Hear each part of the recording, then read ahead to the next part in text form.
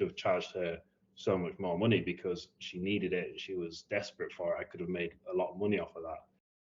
Alaikum people listening and watching. You're tuning into the Let's Walk podcast. I'm your host Atta, and today I'm joined by Bill all the way from Thailand. He has a colorful resume, and I'm sure he'll. This like I won't do justice if I go into every single detail. So first of all, thank you, Bill, for coming over here, and yeah, I'm happy to have you. Thanks for asking me. It's good to chat. So, Bill, to start off, like people who don't know you, like, could you give a brief introduction about yourself? Yes. So I guess the main thing was back in 2018 or 2018 when I dropped out of university to start a business. I started a social media marketing agency, and now 4 years later, the agency has grown. I'm now able to travel. I'm currently living in Thailand. I've been here since February this year, and just gonna stay here for a good few years. So my online income allows me to live wherever I want. And yeah, I chose Thailand because I love it here. Some great people here, the culture, and yeah. So now I'm at this stage where I've been living this life for a while now. So now I'm on my YouTube and my Instagram. I'm putting out as much content as value as I can, just to help other people achieve the same, because I'm I wasn't that smart. Like I was an average student. I dropped out of university. Like it's not unachievable to be able to live a really great lifestyle. Like that's probably one of my core messages that I want to share with people, is that like living and working online and traveling, it's not a million miles away. So yeah, that's like a bit about me and why I do what I do, I guess.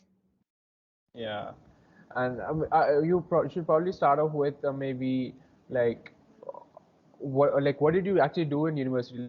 Like, what was your major, and like how do you draw like process the thing about like let me drop out. So I started doing business management. Before university, I knew I wanted to start a business. My dad has had a business. He started one in the year I was born, 1997, and I've always admired his work ethic, his discipline, and also like now that his business has grown, like the success, well not, and the lifestyle that he lives, like he's happy, he's comfortable. So that's pushed me towards entrepreneurship ever since I was like 15, 16. So I chose university. I thought, oh, I'll study business management. After a year, I just wasn't learning anything related to starting a business. And then it sort of clicked. It was like the professors that I'm learning from are just teaching me out of a book. Like they've never run their own business. So I think like for yourself, after like obviously in medicine, university is ideal for you. However, for business, I had to like something clicked and I realized that the way that I'd learned to start a business was to start a business. Like I could read and research things, but ultimately the most important lessons would come from starting that business and just learning as I went on. So after some difficult conversations with family and course leaders, I decided to drop out. And then I started my online agency. I got my first client was, well, my first kind of client was my dad's business. I just started running their social media and their Google ads. And he just said to me, look, you're getting us really good results. Like we've paid agencies in the past to do this, and you're doing better already.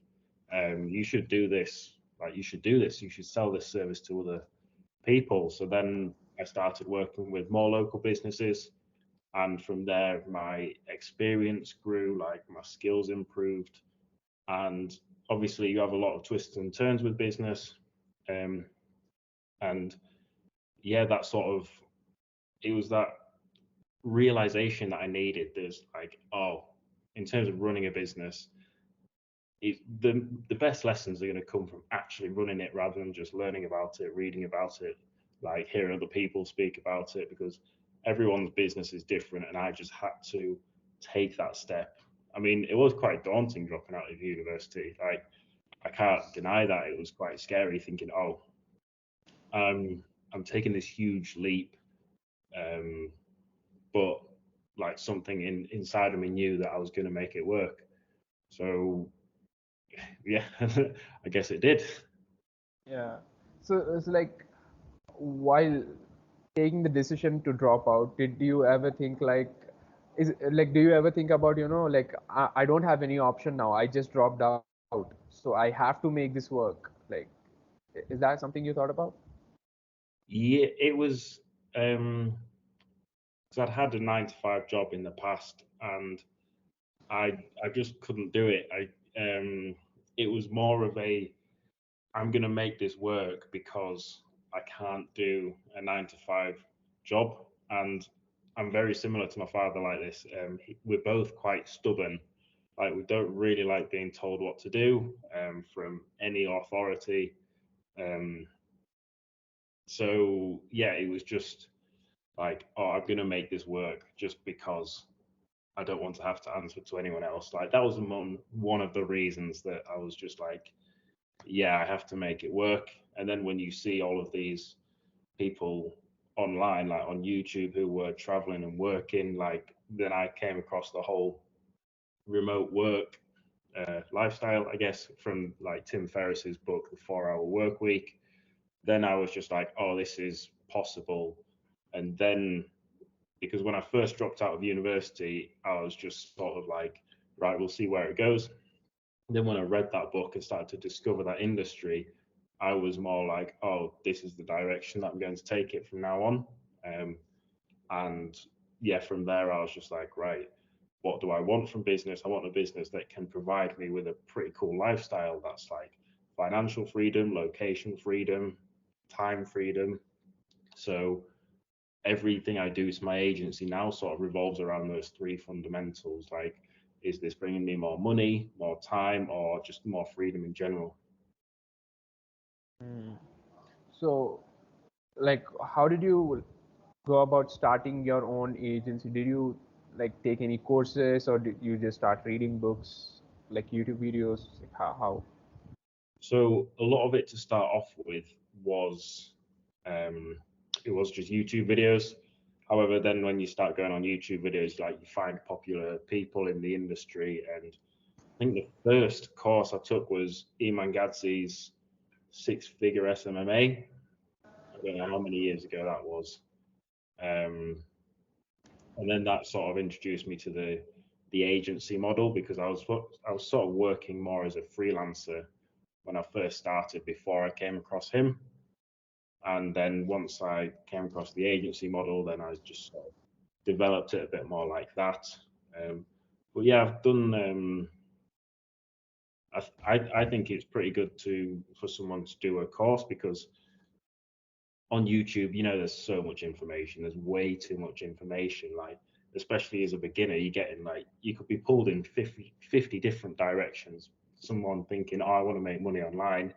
There are just so many different ways. But if you see a course you like and you invest in that, and it points towards what you're aiming for, then it's that structure that you can stick to. Like, when you're on YouTube, you have all the recommended videos that are just they're just shiny objects. They're like, oh, you could be doing this, you could be doing this, um, and ultimately it takes your focus away from that one thing that you should be doing. Whereas a course, because it's revolving around one vehicle that moves you towards your goal, it's much more valuable to stick to that one structure. Like, yes, you probably pay for a course as opposed to YouTube, which is free. However, with a course, you've also got that accountability, you've got that direction, that focus, which just adds to the value of it. So, yeah, I've done other courses just relating to marketing or business coaching or copywriting that add to my agency. But yeah, the six-figure SMMA course was a long time ago. That just sort of clicked to me, like, oh, this is the business model that is going to bring me that financial time and location freedom.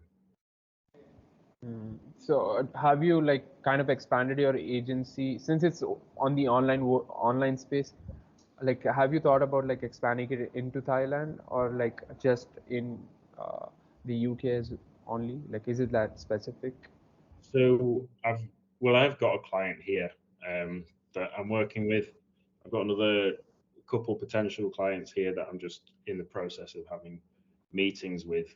Um, but I mean, I've got a lot of UK clients, obviously. Like I like my UK clients. I had most of them before I came here, um, and yeah, I quite like the time difference. Like a lot of people say, like, oh, working remote is not good because of the time difference, but because I'm 6 hours ahead of the UK, I can essentially get the day's work done before my clients even wake up.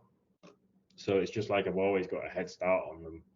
So yeah, I mean, obviously, if other potential clients like start coming across and like inquiring, then I do work with them. However, I'm trying to stick mainly UK based just for the ease of everything working a bit smoother. Having accomplished like your goal, like you said, time freedom, location freedom, and as in freedom in general as well, uh, how do you define success and how do you define failure in your terms? So success for me is it's not monetary at all. Success for me is lifestyle, and I break down lifestyle into a few aspects. So it's like relationships, it's freedom, it is financial in some aspect of in terms of am I still improving? However, most of the success comes from like, am I happy? Am I fulfilled? Have I got great relationships? Because my my agency isn't like the sole, how can I word this? It's not like the sole contributor to my success. I see my agency as a tool uh, to my success, if that makes sense. So, what I want is I want a nice life. I want to be able to support those around me, and the agency is just one way of me doing that. Obviously, like I want to have great relationships with people. I want to have a great like friendship group. I want to still have fantastic relationships with my family, and that's what I class as success. Like, I don't class hitting like however much money a month as successful because it's never really appealed to me. And I guess failure to me is forgetting that. Failure to me is thinking, oh, but what if I just sacrificed this so I could earn more money? That's when I start becoming more of a failure, when I give up what truly matters to me, um, like in return for money. So, yeah, I'd say that really living in accordance. Like this was a conversation I had with a good friend of mine. Um, we should like aiming to live in accordance with our values, um, which was quite an interesting way of looking at it. It's particularly in the self improvement because we're thinking, oh, we have to do all these habits and stuff, um, but then we find a lot of resistance with them. So what I've started changing to do now is living in accordance with values. Like what values do I have? It's like generosity, ambition, humor, relationships, like good relationships. And then at the end of the day, rather than thinking, oh, have I done all these like success habits? Now I think, am I living in accordance with these values? And if I am, then yeah, I am successful, I'd say. And if I'm not, then I need to change that. Mm. I really like the way you put it, like in accordance to your values, because like having myself, seen like a lot of productivity and thing, it's always about, like getting, like that 1% change and everything. You become so focused, like so robotic about your progress and everything that you forget. Personally, I'm talking about myself, like forget the finer things in life. Maybe, for example, I would say, maybe helping out someone, I would kind of, neglect that over, like I need to get this done. That is a priority. I need to get 1% better. And sure, those things are important as well. But at the same time, those things which really make us human and, which are really important, we kind of neglect that in the like facade, or should I say, in the like like in trying to actually become better. And I think that that's kind of like making us more robotic than human. And Yeah, I totally agree. I think we can we can easily forget to live in accordance with our values. Like another client I've had here, um, they had some issues with a website. Like they fell out with their website guy, and he basically deleted their whole website just like that after a fallout. And I knew this woman. She was a friend of a friend. I've met her a few times, and I was the only person she knew who could like who knew anything about websites, because you don't get many um, like web designers on this island. And she was really stuck, and she messaged me just saying what can she do to fix this. And I said, look, send me the logins to your WordPress and send me the info that was on your website or that you want on. And the day after, I built her like I stayed up most of the night. I built her a full new website, and I didn't charge her anything for it. And coming back to my values, like the friendship and the generosity values, I lived in accordance with. However, if I was like, oh, I could have charged her so much more money because she needed it, she was desperate for it, I could have made a lot of money off of that. But that's completely backwards to me. Like, I would have never thought of that. Like, it's more of I lived in accordance with my values rather than oh I could have made a lot of money off of that, and I'm proud of that. Um, like that for me was a successful period of my time, like just that week or so building her a website and just having her be so grateful and stuff, which was yeah a success. I think like it brings a lot more sense, like with people like yourself, who have skin in the game, and hearing from yourself. I think it kind of has a lot more impact with people who might be listening, and I'm really happy that you shared this story. And I want to know, like you shared a little bit about how you had a weird relationship with alcohol and everything, and I want to tie that up with success as well. And we all have some or the other habits, whether that's smoking, or that's like alcohol or whatever that might be.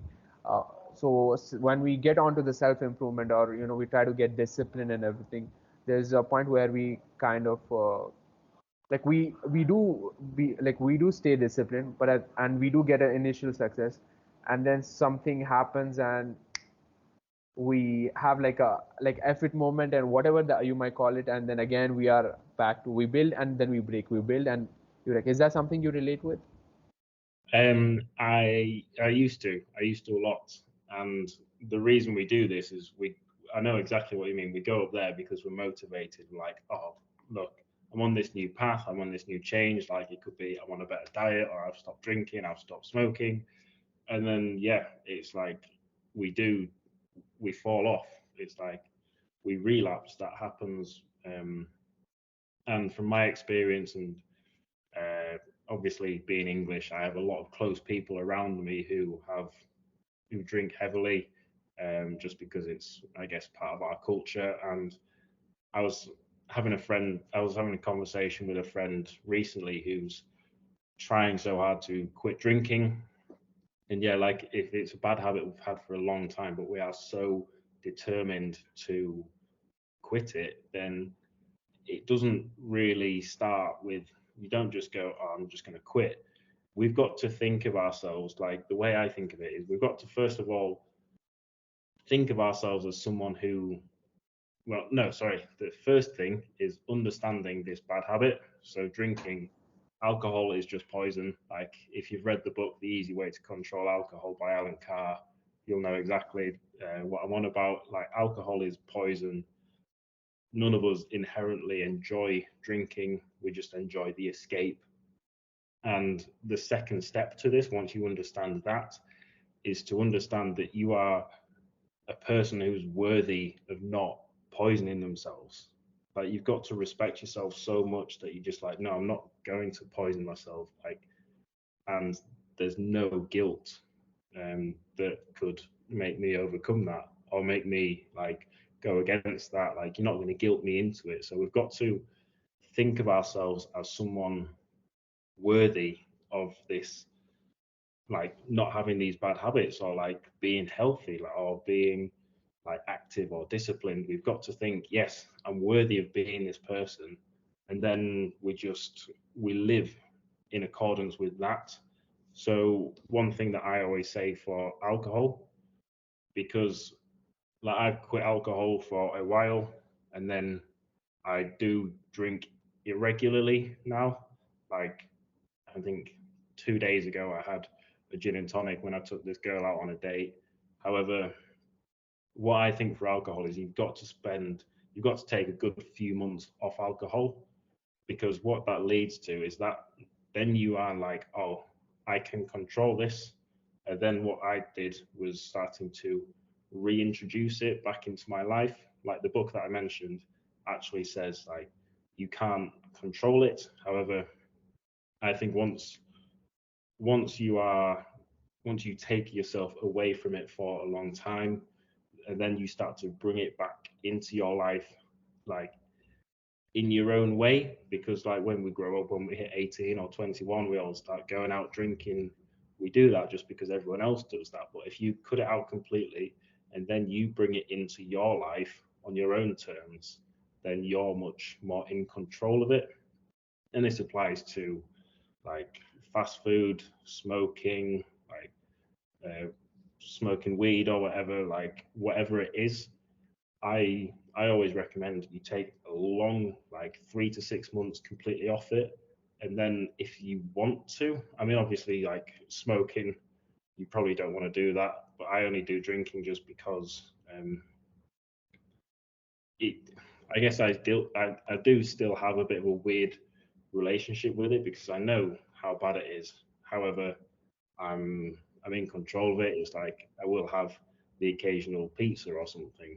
Um, like I know it's not massively healthy, but I'm in control. It's not like I'm eating Doritos, multiple pizzas, like KFC every day. Like it's bringing it back into my life on my own terms. It kind of makes sense, like uh, when you kind of bring it in your own way instead of like following the norm, like everyone's doing, so I'm doing that kind of thing. Yeah, So it kind of you feel like, okay, so if I want it, I can just stop it. There's no pressure, that kind of thing. No one's yeah. forcing, no one's doing anything. And I think you've got to go without it to be able to get to that point. Like you can't just think, "Oh, I'm gonna stop now," because yeah, or like you can't just think, "Oh, I can control it now." You've got to prove to yourself that you can control it by not going near it for a long time. Um, or at least that's what I've found. Like the people around me, when I've spoken to them about it and helped them through this, they have all found the same. Yeah. What are your thoughts on relationship and like building a business and success? Do you think that you need to have those focus periods, and when you do achieve success, and that's where you kind of start having fun and get into like look for relationships and whatnot, because relationships can be like a turbulent ride, like one that might even show up in your business as well, like if things are going good over this side, it's kind of going good on this side as well. So how do you think about that? How do you process that? So yeah, I think you've got to. I mean, there's this phrase. Um, I should be able to remember it. Yeah, it's how you do one thing is how you do everything. So I relate this a lot to like business, workouts, discipline, everything like that. Um, however, I think that having a relationship while building a business is difficult if you don't have the right person. Like you've got to have a partner who is willing to go through that struggle with you, um, and that they understand that there's going to be ups and downs. Like it's it's difficult because it takes its toll on both people. Like if, let's just say, like me and like imaginary girlfriend, if I was building a business, I'd be stressed, I'd be working a lot. To be honest, I don't think I'd be a good boyfriend if I was building a business, because I'd be so focused on this, and you have to be focused on that. You can't really half-arse it. And like a relationship, I don't think a lot of women out there would want to be with someone that can't really dedicate that much time. And if they can, then that's great. However, I think the majority of women will be like, oh, he's not never got any time for me. I'm not really going to spend time with him. I'm personally more of the mindset of I'm going to build myself up to be a very high level man. So I'm going to be earning a lot. I'm going to have a lot more figured out. I'm going to be a lot more self aware. And then I start to look for relationships. But for me, I'm I'm still figuring a lot out, to be honest. There's still a lot to do in terms of my agency and my own self improvement. It's I guess it does. Yeah, I mean, I always say to people, build yourself up to become a man worthy of having a fantastic relationship with a fantastic woman. However, some people just aren't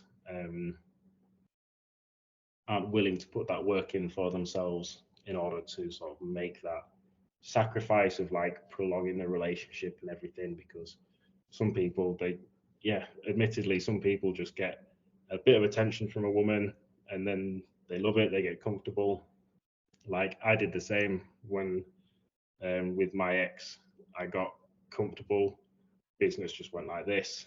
um, she saw the ambition go, and she basically binned me off because I stopped going to the gym. I wasn't as ambitious with business, and yeah, it's just that relationship setting for me made me very complacent, made me very comfortable, and I can't afford to be like that, especially in such a competitive industry.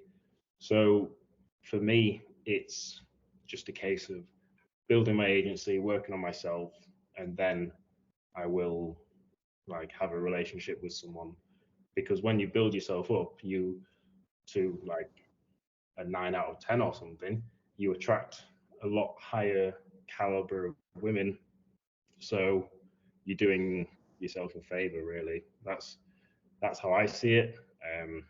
I know a lot of people who have businesses and having like a relationship, having a woman on the side, they are motivated by having that woman by their side, because they're like, oh, I want to I want to take you to Venice, or I want to like spoil you with the nice car. I want us to be financially free. Um, and it's dependent. I think there's a few different ways how which a woman can motivate you, which is fantastic. However, if a woman is like complacent or makes you complacent, sorry, then you have to evaluate whether you want to prioritize the relationship or your business. Because ultimately, if you're going to really be successful, then you've got to make that decision, which is a difficult one. Yeah, I kind of relate with you on this one, where like getting attention, and you kind of get complacent on your goals, and you kind of your attention is going somewhere else where it should be on your work. And it's something I relate with you, and I feel of the same sense. When I do get attention and everything, I feel that I need to focus on getting my things done, and then that's where I'll be open to relationships and everything. And Yeah, I think it's kind of like different strokes to different folks, that kind of thing. And I do find myself getting complacent though. Do you think like is there like a, I wouldn't say like a quick solution, but I would say like I don't think there is, at least for me, I don't think there's like a way where we can kind of have both things at a time. And I feel the only way it's going to be like build yourself up, and then have it open. Yeah. for me, I think it's a hard lesson, but yeah, I think we can only focus on one at a time if we are going to take it to that level beyond what 99% of people can't even comprehend. Like if we want to achieve that level of success, then yeah, we do have to make sacrifices. Like I don't know if you know about like monk mode and that. Yeah, I'm aware. I'm aware. So I've done pretty intense monk modes, just not speaking to any girls for like 9 months, nearly a year or something. Just completely focused on business, no dates, no seeing anyone, and you find a lot of value from those times. Um, so I do recommend that. However, it's you've got to sort of go all in. You've got to like say no, the next 3 or 6 months I am just focusing on this goal, and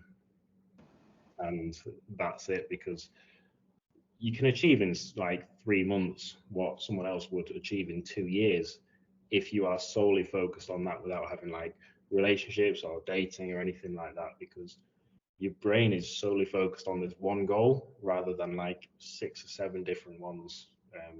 Just makes you a lot more proficient, efficient, and productive. Having achieved what you have achieved, do you think like you have found the balance between like having fun going out and like having like specific periods of like just brute hard work? Do you think you have found the balance, and like how, or like where do you think you are on this that scale of balance? I don't think I am I'm there yet. I think I'm getting closer. Like I think like a lot of people who start a business, they work 10, 11 hours a day, just no work-life balance at all. Because most of the time you're learning, you're researching, you're testing new things. Now I'm kind of at the point where I'm working 3 or 4 hours a day, um, and then I can go to the gym for a couple hours. I can like spend time doing yoga. I can hang out with my friends. I have a much better work-life balance now. However, there's this I'm sort of taking a bit of a pivot with my agency now, so I know that that work-life balance is going to take a bit of a hit. I'm probably going to be working 5 or 6 hours a day, but obviously that's still a lot better than the majority of people. So I'm in a good, yeah, I'm quite pleased with how my work-life balance is, but I'm self-aware enough to know that if I am going to be more business focused, then hanging out with my friends will have to take a back seat. Like I know that when I've been really business focused, like I'll change my workout plan. So rather than going 5, 6 times a week, I'll drop that to 3 times a week.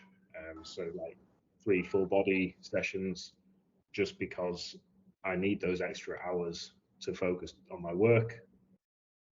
So I guess being self-aware to the point where you know that you can sort of juggle these different areas in your life is pretty important.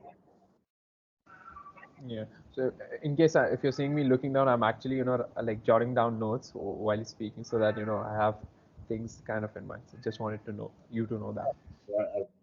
I thought I saw a little spider in here, but it's what you get in Thailand. So, like, you know, uh, you talk about a little bit about success, failure, and everything, and especially when you're creating a business, and if you kind of look at it from a way where, like, if you go to a job, this kind of like there's almost a certain degree of guarantee that you will be getting your salary by the end of the month, and you have that kind of as a you have that somewhere in your mind that I'm going to get my salary like on the first of this month. But when you're building a business, there's no guarantee that whether you're going to get like you're going to get your money, or like what's going to happen. There's absolutely no guarantee. And uh, and at the same time, where like with social media and everything, where we are constantly seeking validation from people on our like newest shoes, or like sneakers, or whatever you might call it, or the latest chewing gum that we are trying, or like whatever we are trying out. Like how do you kind of make your brain used to hard work, and not seeking validation from people, and really not showing people what you're doing and just work in silence? So yeah, that's a good question actually. So with the validation things, um, it's it is a difficult one. I struggled with the validation um, quite a lot. However, like with the salary, so yeah, I'm not guaranteed a salary, but because I love what I do, I love my lifestyle. Again, linking this back to my agency has provided me with this lifestyle. I love my lifestyle. I get fulfillment from my lifestyle, and I I prioritize that over salary because when I love what I do and when what I do leads to like money and all of this, then um, I'm sorted, I guess, because if you are in a 9 to 5 job, yes, you're guaranteed that salary, but you're not necessarily guaranteed the lifestyle or fulfillment. So for that one, I guess it does depend on whether you are like focused on wanting to earn money or whether you're wanting to live um, the lifestyle that you want. However, yeah, it's like it is a risk, obviously. However, if you are determined and if you love what you do, then you always find a way to make it work. Um, just because there's no other option for me. Like I know that I'm going to be working for myself for the rest of my life. Like whether this business fails, I know that I'll start a new one because this lifestyle is just it's ideal for me. So, sorry, what was the second half of that question? About validation, like we kind of seek validation from people through social media and everything, and then how do we get used to like deep focused work? And Yes. So with the validation, that is something I've struggled with as a very insecure and shy teenager growing up. Like for years, I was always seeking validation. Like I was the quiet kid who would like speak up, then get shot down, and would just not speak to anyone for weeks, basically. Like that was me, and it is difficult on social media, but I guess it comes from this self-awareness of I'm living my life, like they're living theirs. You've got to find fun in your own life rather than seeking fun in someone else's life, if that makes sense. So rather than thinking, oh, they're on a yacht, they're having loads of fun, think about introducing fun to your life on your own scale. Now, obviously, you don't have to go onto a yacht, but it could be like taking your dog out for a walk or going out with your family or just like for me, I just like going to a nice coffee shop, having a nice coffee and watching the world go by for like 30, 40 minutes. Like I get quite a lot of fulfillment and energy from that. Like you don't have to do expensive things.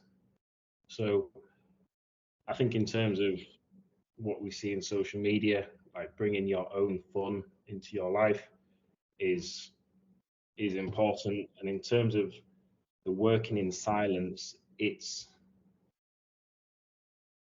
also um, I definitely agree that we should just work in silence and let our results speak for themselves rather than just shouting about what we're doing because I've had it where you shout about what you're doing and then it doesn't come off and then you just look like a bit of an idiot. So I'm I'm much more of a I'll work on these things and then when they're successful, like I don't even need to speak about them because I'd much rather be the guy that's successful but no one knows about it. You know what I mean? So we've just got to with the deep work, I guess one thing that it could relate to is that we might try and brag. Like we might be like, oh, look at the length of my to-do list or something, because we want that validation. However, like, there's no point having a big to-do list and showing it off if you're not actually doing it. Like, it depends on why we're doing the work. Like, if we're doing the work so we can say, oh, I'm an entrepreneur, put it in your Instagram bio and all of this stuff, and shout about it, then you're not going to last very long, just because you haven't got the right aims.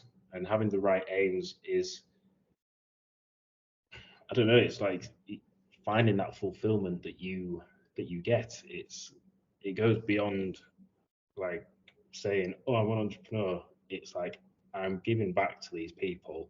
Like I'm helping people. Like with my course, like I'm helping people build their own online businesses. Like them messaging me saying, oh, this is such a valuable course. Like um, I'm so happy I found you on YouTube and stuff. Like that is the validation that I get. Like I don't need to say, oh, I sold this many courses. Everyone look at me. It's like those private messages that I get. That's like, oh man, I'm already looking at flights to Thailand. I can't wait to work abroad and all of this stuff. It's Yeah, I guess it relates to what we're actually looking for when we're doing the work. That's why some people might not be able to do the deep work because they can't brag about it. Hmm. It kind of makes a lot of sense, like you mentioned, what actually are we looking for? Like, what's the end goal that we are trying to achieve? And if that's fame, if that's glamour, or whatever that might be, or whether it's that we trying to come across as like as an entrepreneur or whatever, if that's the goal, we might be able to pull that off for a while, but after that, if there's nothing behind that facade, if there's nothing behind that curtain, then it's kind of like a pointless thing, right? Yeah, yeah, like it's all surface level. Like you'll get no fulfillment from that. Like you'll get the occasional person saying, "Oh, that's really cool what you do," but on the inside, like beyond Instagram, you're just gonna be sat there thinking, "What am I doing?" Whereas if you've got a business that you truly enjoy, you truly love, and you get a lot of fulfillment from giving back, like even if you're a marketing agency with small businesses.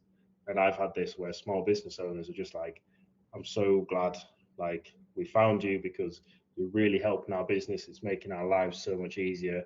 And because my dad had a small business, he still does, I know the value that that has on a small business owner, because it's not just making like a corporation, like it's not just improving their bottom line.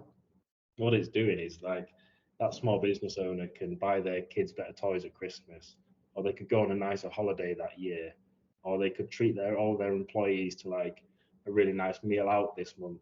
Like that's more of why I do it than just getting like the bottom line up.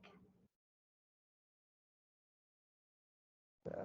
As you're approaching time, I have four questions that I really, kind of, I call them the perspective questions to bring more perspective into our lives. So it's like, if you could have dinner with three people, dead or alive, who would they be and why? Difficult one. Um, so my way of thinking, first of all, I want someone funny there, first of all. Um, Maybe a comedian like Mickey Flanagan. He's one of my favorite comedians. I'd want someone philosophical. I know everyone's going to say Marcus Aurelius, um, just so I could basically ask him. I have his book. Oh yeah, I've literally got his book there. um, so I could like ask him and get such a good insight into like philosophy and all of that. And I guess I'd want someone maybe more current, intelligent, maybe Jordan Peterson. I think he's got such an interesting way of thinking, um, and I think he does a lot of good for young men. So probably those three, yeah. Yeah. So Jordan Peterson, Marcus Aurelius, and the comedian. I didn't get his name though. Mickey Flanagan, yeah, he's just a UK comedian that I love. Okay. So if you were to go back in time, maybe 5, 10 years, maybe five years, what would you do differently, or what would you say to the younger Bill? Mistakes need to be made. you've got to take imperfect action. Um, yeah, it's all about imperfect action because you can't, especially with business and self-improvement, you can't, like, there's that famous saying, you can read about doing press ups for years and years, but you have to actually do the press ups in order to get the results from them. Like, you've just got to start somewhere and then figure it out. Like, you can't just spend all your time aiming on where you're going to go. At some point, you've got to pull the trigger and go. That's interesting advice, because somewhere like myself, I said, I really wanted to start the podcast. I was kind of looking for the right gear, the perfect script and everything. And the moment I said, like, I'm going to make a podcast, I'm going to start a podcast, everything came into place. Like, I don't know how it happens, but I'm sure you might relate to that. This thing, where you said, I'm going to start an agency, and suddenly things start pulling together. For sure, I'm the same with moving to Thailand. Like, I was doing all this research of where to go, where to stay, what I need to do, but then I was just like, oh, I booked my one-way flight, and then, like you say, with your podcast, everything just sort of came together, and here I am. Yeah. So, if you could recommend 3 books, which books would they be? 3 books. So the first one that comes to mind is Psycho-Cybernetics by Maxwell Maltz. And that was one of the first books I read about mindset, like subconscious, all this stuff, auto-suggestion. Um, I'll try to pick like different areas. So that's a good mindset one. A good business one is, I guess it's a little dated now, but the 4-hour work week, just because you get such a good grasp of what's possible in terms of running an online business, by Tim Ferriss. And thirdly,